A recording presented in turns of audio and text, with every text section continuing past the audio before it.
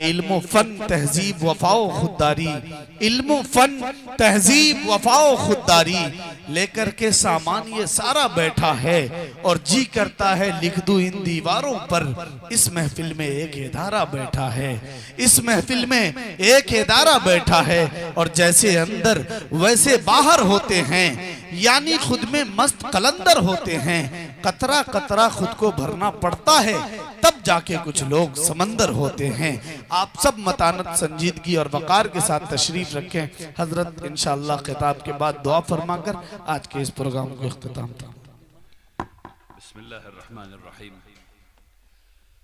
अल्हम्दुलिल्लाहि रब्बिल आलमीन, वस्सलातु वस्सलाम अला सय्यिदिल मुरसलीन व अला आलिहि व सहबिहि अजमईन, अम्मा बाद। अल्लाह तबारक तआला का शुक्र एहसान है, अल्लाह का करम है कि अल्लाह तबारक तआला ने मुझे यहाँ आने की तौफीक अता फरमाई, आपके खेतों को देखने की और आपसे मुलाकात करने की तौफीक अता फरमाई। सुब्हानल्लाह व बिहम्दिही, सुब्हानल्लाहिल अज़ीम। अल्लाह सुब्हानहु व तआला की हम्द सना के बाद मैं बहुत शुक्रगुजार हूँ इस जलसे के मुंतज़मीन हज़रात का और ख़ास करके क़ारी अब्दुल वाजिद साहब का, मोहम्मद रफ़ीक़ साहब का, इंजीनियर ज़हीर साहब का, जनाब मौलाना जलील साहब का, मोहम्मद गुलजार आलम साहब का, सरपंच मुस्तकीम साहब का, डॉक्टर अमन कुमार साहब का, आप तमाम हजरात का जिन्होंने मुझे यहाँ आने की दावत दी। बारकल्लाहु फ़ीकुम जमीअन। अभी हम लोग बातचीत कर रहे हैं आपस में रहने के सिलसिले में कि हम लोग आपस में कैसे मिलजुल करके रहें एक साथ। कौमी यकजहती पर प्रोग्राम है। इस सिलसिले में आप लोग कल से सुन रहे हैं और बहुत ढेर सारी बातें आप लोगों ने अभी तक सुन रखी हैं। चंद बातें सिर्फ आपके सामने रखना चाहता हूँ। जो बातें कह रहा हूँ उसको गौर से समझिए। माहौल इतना ख़राब क्यों होता जा रहा है?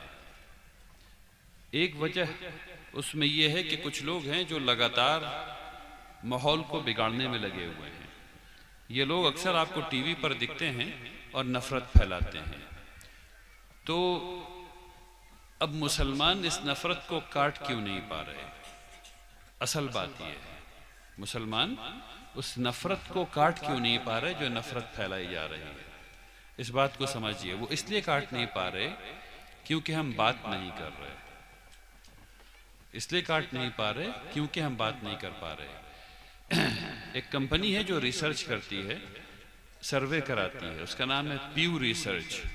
प्यू रिसर्च ने यह बताया है कि तकरीबन 44% यानी कि इस मुल्क में रहने वाले तकरीबन आधे दूसरे समाज के लोगों ने मुसलमानों से बात नहीं की है। गौर से समझिए इस बात को। तकरीबन आधे लोग जो इस मुल्क में रहते हैं दूसरे समाज के, उन्होंने मुसलमानों से बात नहीं की है और हमने भी उनसे बात नहीं की। और जिन लोगों ने बात की है 56% वो लोग हैं जिन्होंने मुसलमानों से बातचीत की है। उन 56% में से अक्सर लोग मुसलमान को अच्छा समझते हैं। तो फर्क कहां पड़ रहा है? बात समझ में आ रही है? फर्क कहां पड़ रहा है? फर्क बातचीत की वजह से पड़ रहा है। अच्छा, बातचीत जब हम लोग करते हैं तो बेमाना बेवजन बातचीत करते हैं। मतलब क्या है? बातचीत करेंगे तो क्रिकेट पे बात होगी, बातचीत करेंगे तो फिल्मी सितारों पे बातचीत होगी, बातचीत करेंगे तो उल्टी सीधी चीजों पे बातचीत होगी या फिर लड़ाई होगी। नहीं, ये गलत बात है। आप लोगों को वो बात बतानी है जो रसूलुल्लाह सल्लल्लाहु अलैहि वसल्लम ने बताई है। रसूलुल्लाह सल्लल्लाहु अलैहि वसल्लम ने क्या बताया है? उन्होंने ये बताया है कि पड़ोसी का हक है। और सहाबा इकराम को ऐसा लगा रसूलुल्लाह सल्लल्लाहु अलैहि वसल्लम से कि शायद पड़ोसी का इतना ज्यादा हक है कि जो विरासत है, जो इनहेरिटेंस है, जो विरासत, जो इंसान जमीन घर बनाता है, पड़ोसी का इतना हक है कि शायद वो उसको मिल जाए। इतना ज्यादा रसूलुल्लाह सल्लल्लाहु अलैहि वसल्लम ख्याल किया करते थे पड़ोसी का। तो अब बात हम लोगों को ये समझनी है कि क्या हम लोग, अच्छा रसूलुल्लाह सल्लल्लाहु अलैहि वसल्लम ने ये नहीं कहा कि ये मेरा यहूदी पड़ोसी है, ये मेरा मुसलमान पड़ोसी है, ये मेरा मुशरिक पड़ोसी है, ये मेरा काफिर पड़ोसी है, नहीं, ये सब कुछ भी नहीं कहा। पड़ोसी का, अगर वो पड़ोसी है तो ख्याल करना है। रसूलुल्लाह सल्लल्लाहु अलैहि वसल्लम ने कभी नहीं कहा कि तुम वो जिसकी इबादत करते हैं तुम उसकी इबादत करने लगो, ये कभी नहीं कहा। लेकिन क्या कहा, अगर वो बीमार पड़ जाए तो इयादत करने जाओ। इयादत मतलब जाकर के देखो कि उनकी तबीयत कैसी है, दवा की जरूरत है, खिदमत की जरूरत है, पैर दबा दें, सर दबा दें, ये करो। तो जब रसूलुल्लाह सल्लल्लाहु अलैहि वसल्लम ने जो बताया है वो करने लगेंगे तो कौमी यकजहती हो जाएगी, लोग एक दूसरे से मोहब्बत दोबारा करने लगेंगे, एक दूसरे के साथ बैठने लगेंगे, एक दूसरे का इज्जत और एहतराम करने लगेंगे। जब हम लोग बात करने जाते हैं तो गलत बात कर बैठते हैं, हम लोगों को ये समझाने लग जाते हैं कि भाई ये भी ठीक, वो भी ठीक, हर चीज़ ठीक नहीं, हर चीज़ ठीक नहीं है। इस बात को समझना चाहिए। मजहब जो है, दीन जो है, वो ऐसा नहीं है कि हर चीज़ उसमें ठीक हो जाएगी, नहीं। मजहब के अंदर कुछ मुश्किल बातें हैं जो समझाने की ज़रूरत है, जो समझने की ज़रूरत है। आप समझेंगे ना कि वो किस खुदा की इबादत करते हैं, आप समझाएंगे ना कि आप किस खुदा की इबादत करते हैं, आप किस अल्लाह की इबादत करते हैं। तो इस बात पे हम लोग बात नहीं कर रहे। बात किस बात पे कर रहे हैं कि वो फिल्म स्टार मुसलमान, वो फिल्म स्टार जैन, वो फिल्म स्टार फलां समाज का, वो फिल्म स्टार फलां समाज का। उससे क्या होता है? उससे मोहब्बतें बढ़ने वाली हैं, उससे तो सिर्फ नफरत बढ़ने वाली है। बात बनेगी कैसे?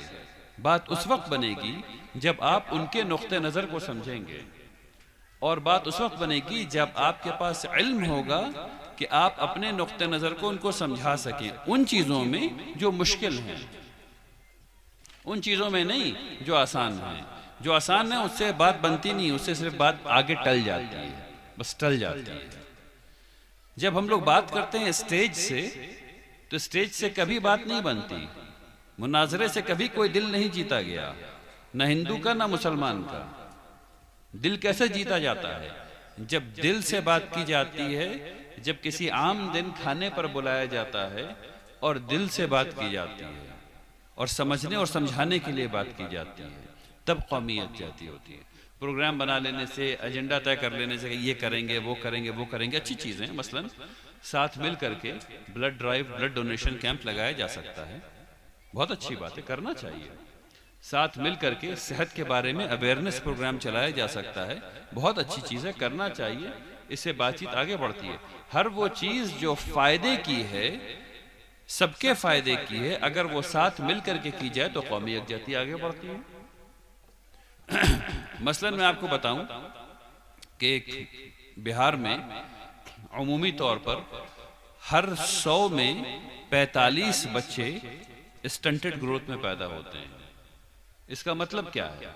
इसका मतलब यह है कि 45 बच्चा अपनी ज़िंदगी शुरू करने से पहले, कंपटीशन की ज़िंदगी शुरू करने से पहले ख़त्म हो गया। न वो ज़हनी तौर पे बढ़ रहा है, न वो जिस्मानी तौर पे बढ़ रहा है। ये कौमी यकजहती हो सकती है कि हम सब लोग मिल करके ये तय करें कि हम लोग सफाई रखेंगे और बच्चे को पहले 5 साल खाना खिलाएंगे, सब बच्चे को पहले 5 साल खाना खिलाएंगे। एक पहला साल जब वो अपनी माँ के पेट में होता है और उसके बाद के 4 साल। अगर हम लोग ये कर लें तो 100% बच्चे ठीक पैदा होंगे, उनके जहन और जिस्म बढ़ेगा जैसे नॉर्मल बच्चों का बढ़ता है। तो कौमी यकजहती के लिए ज़रूरी है कि फ़ायदेमंद काम की जाए, सिर्फ बातचीत ना की जाए, साथ मिलकर के कुछ किया भी जाए। तो अभी जब आप लोग यहाँ बैठे हैं और यहाँ पर मुसलमान भी हैं और गैर मुस्लिम भी हैं और कई समाज के लोग बैठे हुए हैं, सब लोगों को ज़रूरत है कि आपस में बैठ करके अपने मोहल्ले लेवल पर बैठ के बात करें कि इस मोहल्ले को साफ़ कैसे कर लेंगे, इस मोहल्ले में अगर कोई गड़बड़ी होगी तो कैसे उसको ठीक करेंगे, इस मोहल्ले की सेहत जो है उसको ठीक कैसे करेंगे, और सब लोग मिल करके कैसे ठीक करेंगे। अगर हम लोग ये बात करके इस पर एक्शन ले सकें तब बात बनेगी, तब कौमी यकजहती आगे बढ़ती है। तो जो बात मैंने आपसे कही अभी, जिससे आप लोगों को अपने दिलों में जगह देनी चाहिए और समझना चाहिए। नंबर एक बात जो मैंने आपसे कही वो ये कि एक डायलॉग है जिसकी कमी है।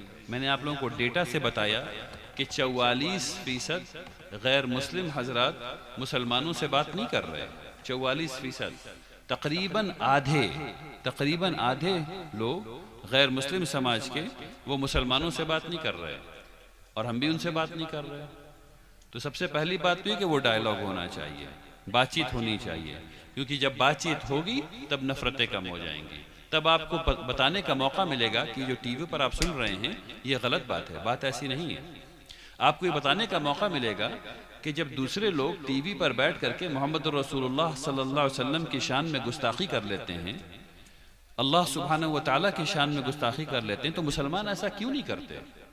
आपको बताने का मौका मिलेगा कि कुरान में एक आयत है जो मुसलमानों को बताती है कि तुम किसी के खुदा के बारे में गलत बात नहीं कर सकते, इसलिए नहीं करते।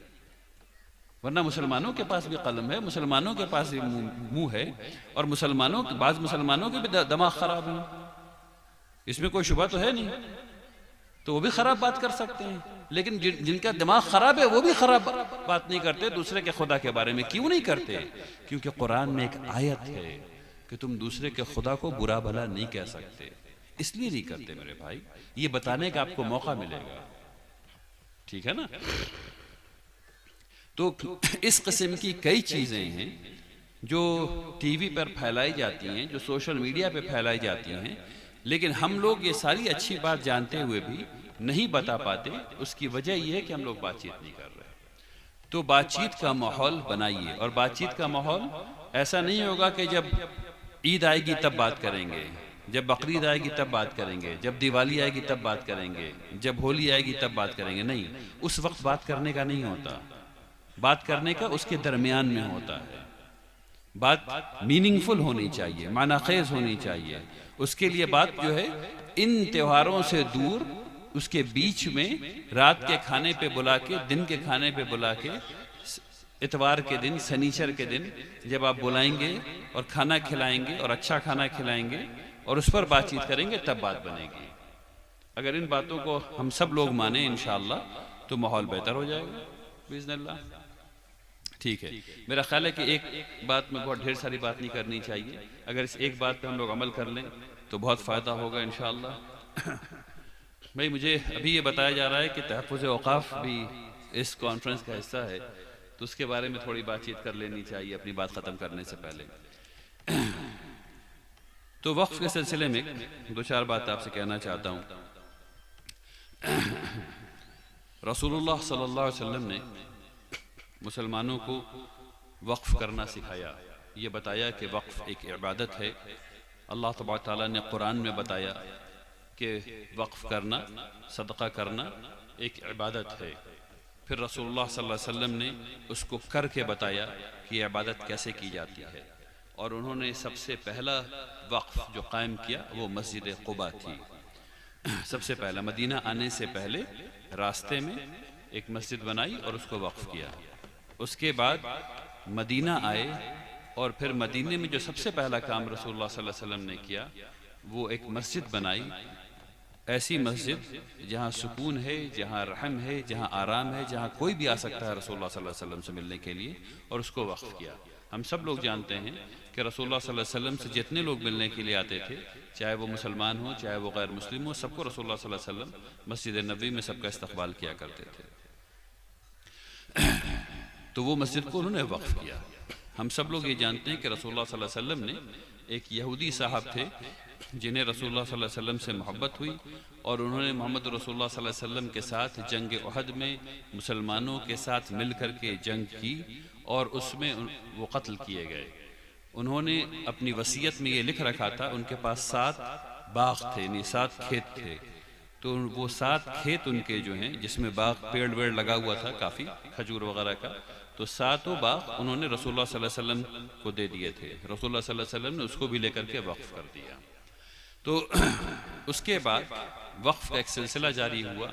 तमाम सहाबा इकराम जो कुछ भी वक्फ़ कर सकते थे उन्होंने किया। वक्फ़ का क्या मतलब होता है? वक्फ़ का मतलब ये होता है कि पहले वक्फ़ को समझने से पहले ये समझिए कि सदक़े का क्या मतलब होता है। सदका जो है वो रसूलुल्लाह सल्लल्लाहु अलैहि वसल्लम ने सिखाया और कहा कि मुस्कुराओ, मुस्कुराना सदका है। अब आप सब लोगों ने सुना कि रसूलुल्लाह सल्लल्लाहु अलैहि वसल्लम ने कहा मुस्कुराना सदका है, लेकिन कोई मुस्कुरा नहीं रहा। सवाब है भाई, फ्री का, मुस्कुराइए, सवाब मिलेगा। अभी इधर के लोग अभी भी नहीं मुस्कुरा रहे, अभी भी नहीं मुस्कुरा रहे। ठीक, कितना अच्छा मजहब है, कितना अच्छा दीन है जो मुस्कुराने में भी सवाब देता है। ठीक है ना। तो ये कहा कि मुस्कुराओ। उसके बाद कहा कि जो खाना अपने मुंह में खिला रहे हो अपने आप को, वो भी सदका है, उसका भी सवाब है, अगर वो हलाल रोजी है। अगर जो खिला रहे हो अपने मुंह को, अगर वो हलाल है और सही तरीके से कमाया हुआ है, तो वो भी सवाब है। अपने आप को खिलाना भी सवाब है, अपने आप को खिलाना भी सदका है। और फिर कहा जो अपनी बीवी के मुंह में लुकमा डाल रहे हो, वो भी सवाब है। जो बच्चे को खिला रहे हो वो भी सवाब है, जो पड़ोसी को खिला रहे हो वो भी सवाब। ये सदका है। उसके बाद रसूलुल्लाह सल्लल्लाहु अलैहि वसल्लम ने कहा कि भाई अब जो है ये जो खाना खिलाना है, ये जो एक वक्त की मदद है, अब आपने वक्त की मदद कर दिया, वो पैसे खत्म हो गए, अब फिर क्या। तो फिर रसूलुल्लाह सल्लल्लाहु अलैहि वसल्लम ने वो तरीका सिखाया जो सदका जारिया है, जो लगातार सवाब का जरिया है, और वो है वक्फ। उन्होंने कहा कि ऐसा करो कि एक ज़मीन के हिस्से को, घर को, किसी ऐसी चीज़ को जो अपनी जगह पर कायम रहने वाली हो, जो अपनी जगह से नहीं जाने वाली हो, मसलन ज़मीन, उसको वक्फ कर दो इस तरह से कि उसकी असल जो है, यानी उसको न बेचा जा सके न ख़रीदा जा सके, और जिसमें विरासत कायम नहीं हो, यानी तुम्हारे बच्चों को ये ज़मीन अब नहीं मिलेगी। इसको अल्लाह से कॉन्ट्रैक्ट कर लो, अल्लाह से मुआहदा कर लो, और इसको वापस अल्लाह की मिल्कियत में डाल दो। तो इंसान जब वक्फ करता है तो वो तन्हाई में बैठ करके अल्लाह से कहता है, या अल्लाह, आपकी रज़ा के लिए ये जो मेरी ज़मीन थी, ये जो मेरा घर था, इसको मैं आपकी मिल्कियत में वापस डाल रहा हूँ। ये ओनरशिप जो है वो मुझसे निकल करके फिर अल्लाह सुब्हानहू व तआला के पास चली गई। अब इसमें मेरे वारिसीन जो हैं, मेरे बच्चे जो हैं, उनका कुछ लेना देना नहीं है। यहाँ बात ख़त्म हो गई। अब उस ज़मीन से लगातार उसमें खेती होगी, जो भी उस आदमी ने मंशा की थी कि इस पे खेती हो और अल्लाह के इस मखलूक को फ़ायदा हो। तो उसने कहा कि भाई ऐसा कर लो कि इस ज़मीन से तालीम का इंतज़ाम कर दो बच्चों के लिए। तो अब उस ज़मीन से तालीम का इंतज़ाम होगा बच्चों के लिए। उस शख्स ने यह कह दिया कि भाई ऐसा कर लो कि इस ज़मीन से जो भी दाना उपजेगा, इससे चिड़िया को खाना खिला दो। तो अब उसे चिड़िया को खाना खिलाया जाएगा। तो कोई भी वो नीयत कर सकता है, और वो नीयत क़यामत तक के लिए वैलिड है। नीयत मैं जाने कह रहा हूँ समझाने के लिए, असल लफ्ज़ मंशा है। मंशा कर सकता है और बता सकता है कि इससे ये वाला काम होगा, और उस काम, और वो हर काम उस काम की नीयत कर सकता है जिससे अल्लाह तबारक तआला राज़ी होते हैं, जिससे अल्लाह के मखलूक की, यानी जिस चीज़ को अल्लाह ने बनाया है उसकी खिदमत होती है। मसलन वो ये कह सकता है कि इससे जितने बूढ़े लोग हैं उन लोगों को महीने का 500 रुपया दिया जाएगा, जो भी फ़ायदा होगा उससे महीने का 500 दिया जाएगा। इसी फिक्र को सहाबा इकराम ने आगे बढ़ाया। तो कैसे आगे बढ़ाया कि सहाबा इकराम ने इसको और आगे बढ़ाया फ़िक्र को, और ये कहा कि अच्छा भाई, ये जो वक्फ हुआ इसमें ऐसी नियत करो कि जो पैसा आएगा उसमें से आधा फिर इसी वक्फ को, या उससे ज़्यादा फिर इसी वक्फ को और बढ़ाने में लगेगा। तो आपको ये बताऊँ और सुन के आपको हैरत होगी कि हज़रत उस्मान रज़ियल्लाहु ताला अन्हु ने एक कुआं ख़रीदा और उसको वक्फ किया, और उस कुएं की आज की आमदनी 50 करोड़ सऊदी रियाल है साल की। 1446 साल पहले एक कुआं वक्फ हुआ है, उसकी आज की आमदनी 50 करोड़ सऊदी रियाल है। उसमें से 25 करोड़ सऊदी रियाल अगर हिंदुस्तानी रुपए में अगर उसको तब्दील करेंगे तो 50 को ज़रब दे दीजिए 23 से, ठीक है ना। तो अब सोच लीजिए कितना करोड़ हो गया। उसमें से आधा पैसा जो है वो मदीना के लोगों की खिदमत में जाता है, और आधा पैसा फिर उसी वक्फ को और आगे बढ़ाने में चला जाता है। तो मुसलमान जहाँ जहाँ गए उन्होंने बड़ा बड़ा वक्फ किया और पूरे इलाके के लोगों की खिदमत की। मसलन एक ज़माना था उस्मानी खिलाफत में, जब ये बात कही जाती थी कि जब बच्चा पैदा होता है तो वक्फ वहाँ मौजूद होता है, और जब लोगों का इंतकाल होता है तो वक्फ वहाँ मौजूद होता है। इससे क्या मतलब हुआ? वो बच्चा जहाँ पैदा हो रहा है, जिस जगह पैदा हो रहा है, वो हॉस्पिटल वक्फ की ज़मीन पर है। तमाम बच्चे उससे पैदा हो रहे हैं, वो मुसलमान हो, वो गैर मुस्लिम हो, सब वहीं पैदा हो रहे हैं। तो बच्चा पैदा हुआ तो वक्फ की जायदाद पे पैदा हुआ। बच्चे को जिसने पैदा किया वो वक्फ के मदरसे में पढ़ा हुआ डॉक्टर था। पहले सब मदरसे में पढ़ते थे भाई, हिंदुस्तान में मुस्लिम या गैर मुस्लिम सब मदरसे में ही पढ़ते थे। हम लोग अपनी तारीख भूल जाते हैं। डॉक्टर सच्चिदानंद सिन्हा बुखारी शरीफ पढ़े हुए हैं, जिनके नाम पे लाइब्रेरी है पटना में इतनी बड़ी। तो सब लोग पहले तिब वगैरह जितनी जो मेडिकल साइंस वगैरह सब मदरसे में पढ़ाई जाती थी। तो जिस डॉक्टर ने, जिस नर्स ने उस बच्चे को पैदा किया, वो वक्फ के मदरसे का पढ़ा हुआ है। फिर वो बच्चा बड़ा हुआ तो जिस मदरसे में गया वो वक्फ का मदरसा। जिस उस्ताद पढ़ा रहे हैं उसको वक्फ, उसको जो सैलरी मिल रही है वो वक्फ की जायदाद से सैलरी मिल रही है। उसके बाद वो बड़ा हुआ, जब शादी हुई तो उसकी बेटी जिससे शादी हुई उस बच्ची को कपड़ा चाहिए था शादी का, वो कपड़ा वक्फ की जायदाद से मिला। उस बच्ची को जेवर चाहिए था, वो वक्फ की जायदाद से मिला। हर एक बच्ची को एक जमाने में वक्फ की जायदाद से शादी के लिए कपड़ा भी मिलता था और जेवर भी मिलता था। बात समझ में आ रही है? ये वक्फ था। और उसके बाद फिर बड़ा हुआ, उसको जॉब लगी, फिर इंतकाल हुआ। जब इंतकाल हुआ तो वक्फ के कब्रिस्तान में दफन हुआ। वक्फ के लोग मौजूद थे कफन लेकर के, वक्फ के लोग मौजूद थे जनाजा पढ़ाने के लिए, और वक्फ के लोग मौजूद थे कंधा दे करके उसको दफन करने के लिए, पैदाइश से लेकर के मौत तक। तो मुसलमानों ने एक ऐसा सिस्टम बनाया हुआ था जिसमें एक आदमी अगर गरीब है या गरीब नहीं है तो पैदाइश से लेकर के मौत तक जितनी अहम चीज है जिंदगी की, सबका इंतजाम उनके पास मौजूद है। और इसका फायदा सिर्फ मुसलमानों को नहीं हो रहा, उस इलाके में जो भी रह रहे हैं सबको हो रहा है, जो भी रह रहे हैं सबको हो रहा है। अरे भाई, आज भी वक्फ की जायदाद पे प्राइमरी स्कूल है मराठी जबान में, प्राइमरी स्कूल है गुजराती जबान में, प्राइमरी स्कूल है तमिल जबान में, प्राइमरी स्कूल है बंगाली में, हिंदी में, उर्दू में, जितनी जबान इस मुल्क में बोली जाती है, हर मुल्क की जबान का स्कूल वक्फ की जायदाद पे आज मिलेगा आपको, जिसमें हर मजहब के लोग पढ़ रहे हैं। मिडिल स्कूल मिलेगा जिसमें हर मजहब के लोग पढ़ रहे हैं। हायर सेकेंडरी स्कूल मिलेगा जिसमें हर मजहब के लोग पढ़ रहे हैं। बैचलर्स कॉमर्स कॉलेज मिलेगा, साइंस कॉलेज मिलेगा, आर्ट्स कॉलेज मिलेगा, जितने किस्म के कॉलेज हैं सब आपको वक्फ की जायदाद पे मिलेंगे। और वहाँ सब पढ़ रहे हैं, मुसलमान भी पढ़ रहे हैं, गैर मुस्लिम भी पढ़ रहे हैं। मेडिकल पूरी यूनिवर्सिटी मिलेगी वक्फ की जायदाद पे, उसमें मुसलमान भी पढ़ रहे हैं, गैर मुस्लिम भी पढ़ रहे हैं। वक्फ की जायदाद पे आपको क्लिनिक मिलेगी जिसमें मुसलमान का भी इलाज हो रहा है, गैर मुस्लिम का भी इलाज हो रहा है। हॉस्पिटल मिलेगा जिसमें मुस्लिम का इलाज हो रहा है, गैर मुस्लिम का इलाज हो रहा है। पूरे हिंदुस्तान में, कश्मीर से लेकर कन्याकुमारी तक, गुजरात से लेकर के आसाम तक, हर जगह। आज की तारीख में भी वक्फ बेपनाह कारामद चीज है। सिर्फ ये कि हम लोग के आंख से ओझल है, हम लोग को दिख नहीं रहा। अभी मैं हैदराबाद गया, एक जगह लोगों ने मुझे वक्फ पे प्रेजेंटेशन देने के लिए बुलाया था। जिस जगह बुलाया गया था, बाद में मुझे पता चला कि पूरा ऑडिटोरियम, यहाँ लहीम शहीम ऑडिटोरियम यहाँ से वहां तक बना हुआ है वक्फ की जायदाद पे। 7 बिल्डिंग बनी हुई, बड़ी बड़ी, कई हजार बच्चे पढ़ते हैं, सब वक्फ की जायदाद पे। बॉम्बे गए, पता चला ये कॉलेज वक्फ की जायदाद पे, ये कॉलेज वक्फ की जायदाद पे, ये MBA कॉलेज वक्फ की जायदाद पे। 80% बच्चे गैर मुस्लिम हैं जो पढ़ रहे हैं। तो वक्फ अल्लाह की मखलूक के फायदे की चीज है, अल्लाह के मखलूक के फायदे की चीज है। और ये जो बिल आ रहा है, ये करने सिर्फ ये जा रहा है कि वो जितने लोग जिन्होंने वक्फ की जायदाद पे इंक्रोचमेंट कर रखा है उनको वक्फ के जायदाद का मालिक बना देगा, और कुछ नहीं होने वाला है। तो जितनी वक्फ की जायदाद है वो सब तबाह। उसके बाद फिर जो वक्फ में ऐसे ऐसे प्रोविजन लाए गए हैं, जितने स्कूल हैं वो सब बंद हो जाएंगे, जितने कॉलेज है, मदरसा है, कब्रिस्तान है, सब खत्म हो जाने वाले हैं। अगर ये बिल आ जाता है तो 20 साल के अंदर ये सारा काम मसला साफ हो जाएगा।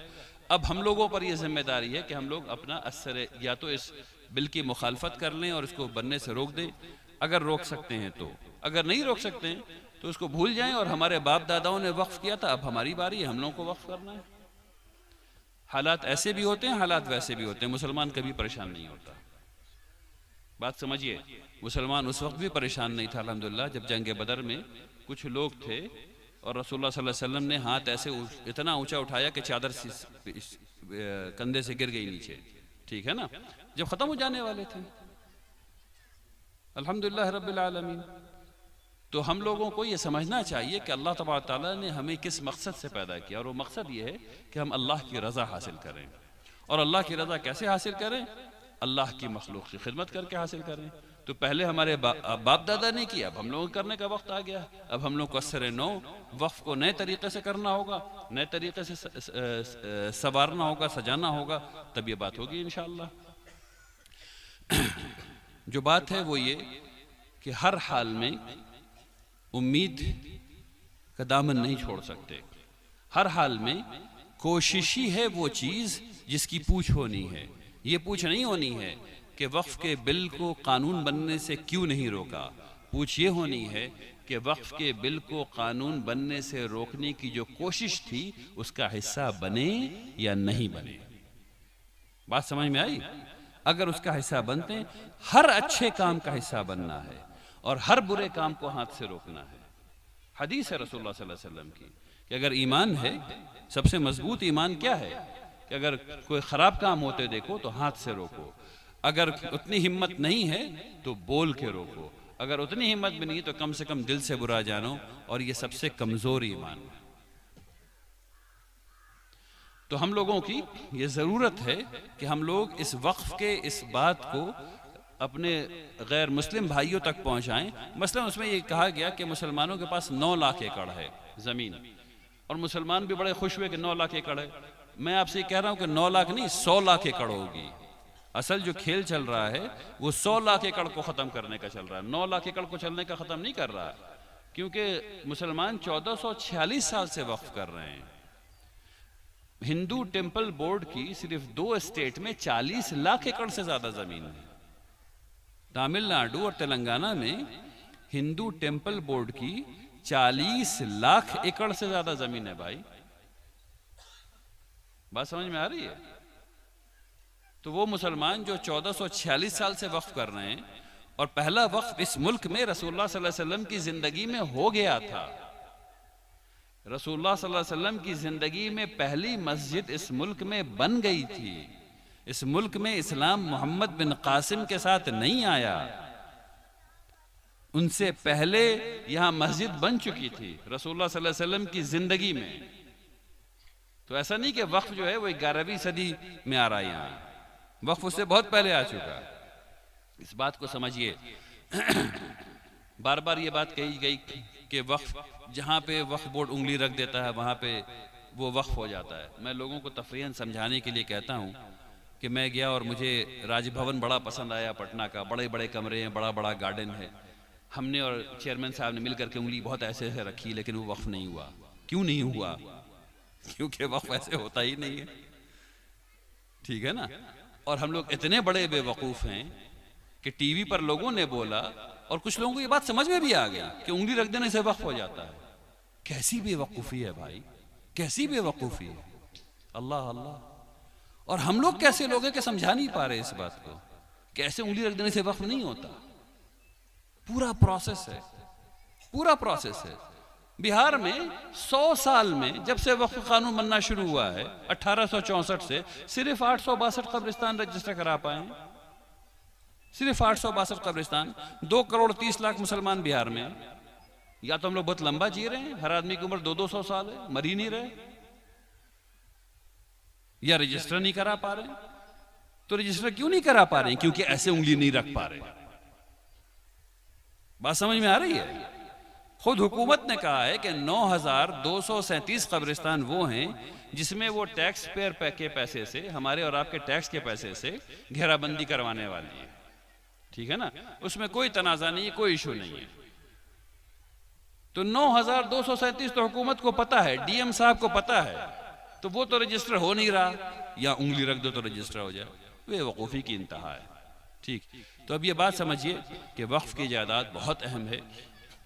ये बात भी कही जाती है कि वक्फ की जायदाद बहुत लोगों ने मिसमैनेज कर लिया, बेच लिया, खा लिया। हाँ, तो जिसने बेच लिया, जिसने खा लिया, अल्लाह मियाँ क्या भोगेगा, आपको क्या है। आपका काम तो ये है कि जो वक्फ की जायदाद आपकी निगाह के सामने है आप उसको बचाएं। जिसने बेचा वो भोगेगा। सबको पता है कि जो खराब काम इस दुनिया में करेगा उस दुनिया में उसके साथ खराब होना है। इसमें कौन सी नई बात है? किस जमाने में खराब काम नहीं हो रहा है भाई? इस जमाने में भी हो रहा है। हमारा काम तो ये है ना कि जब खराब देखें हाथ पकड़ करके रोकें। तो अगर आप हाथ पकड़ करके रोकते तो हिम्मत नहीं करता खराब काम करने का। आपने हाथ पकड़ कर नहीं रोका, उसका दिल बढ़ गया, उसने बेच दिया।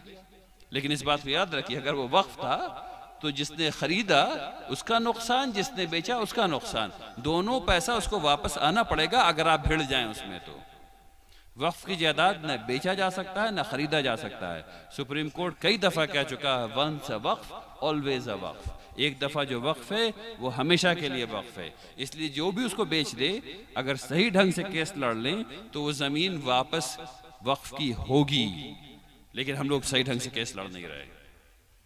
तो हम लोगों को वकला तैयार करने हैं जो सही ढंग से केस लड़ लें। अगर वक्फ की जायदाद आपकी निगाह के सामने है तो उसकी हिफाजत कीजिए इंशाअल्लाह। आइए, अब मेरा ख्याल है कि अब दोनों बात मैंने इजमाली तौर पर आपके सामने रख दी है। अल्लाह तबारक ताला हम सब लोगों की तौफीक अता फरमाए कि हम लोग अपनी बात को अपने पड़ोसियों तक पहुंचा सकें, अपने भाइयों तक पहुंचा सकें। और अल्लाह तबारक ताला हम लोगों को तौफीक अता फरमाए कि हम लोग वक्फ के जायदाद का तहफ़्फ़ुज़ कर सकें, उसको तरक्की दे सकें। आइए सब लोग दुआ करें इंशाअल्लाह। बिस्मिल्लाहिर रहमानिर रहीम। अल्लाहुम्मा अंतस सलाम व मिनकस सलाम तबारकत या ज़ल जलाली वल इकराम। रब्बना आतिना फ़िद दुनिया हसनह व फ़िल आख़िरति हसनह वअफ़ अन्ना वग़फ़िर लना वरहमना अंत मौलाना अनफुसना व इन लम तग़फ़िर लना व तरहमना लनकुनन्ना मिनल ख़ासिरीन। अल्लाहुम्मा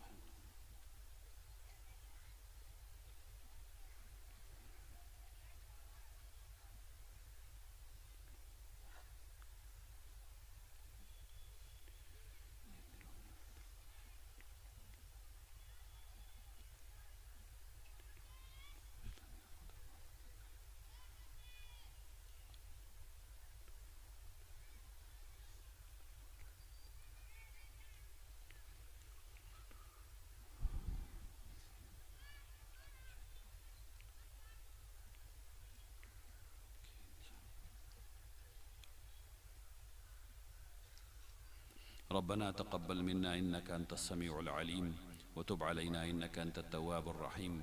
سبحان ربك رب العزة عما يصفون وسلام على المرسلين والحمد لله رب العالمين. جزاك الله خير. بارك الله فيكم جميعا.